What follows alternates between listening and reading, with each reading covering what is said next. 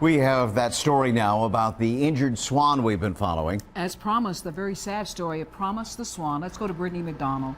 Yeah, well, as I was mentioning, it's really truly heartbreaking. The swan was on the verge of recovery, but passed away just hours ago. But Promise leaves a legacy behind. The swan's story touched hearts all over the country, getting interest from hundreds of people wanting to call the swan theirs.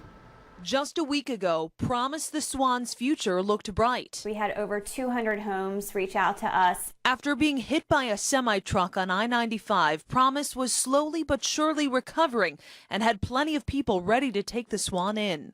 Responses came from Canada, as far away as California. Even Lisa Vanderpump of the Real Housewives of Beverly Hills reached out to offer a home. Wednesday night, Richmond Wildlife Center's Melissa Stanley was finalizing plans for Promise's new home. It was a private pond on about 2 acres. But Promise will never see that pond. Unfortunately, after an extended period of time of CPR, it was determined that we were not going to be able to save Promise. Mute swans like Promise are illegal in Virginia because of the harm they cause to our ecosystem and would typically be euthanized. There are invasive species that can cause great damage to wildlife. We do not want them here. But the Department of Game and Inland Fisheries was willing to bend the rules just for Promise, giving the Richmond Wildlife Center 10 days to find the swan a home on 2 conditions. It could not fly and it could not reproduce.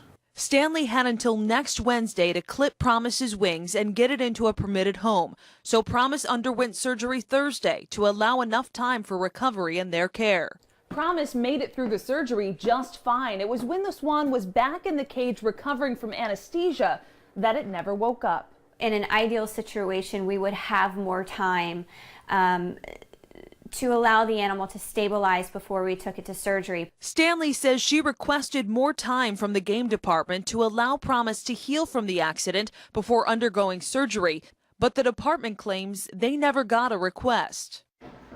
It's important to note that both the game department and the Richmond Wildlife Center agree that mute swans shouldn't be here, but Stanley says there's a way to remove them from the environment without killing them.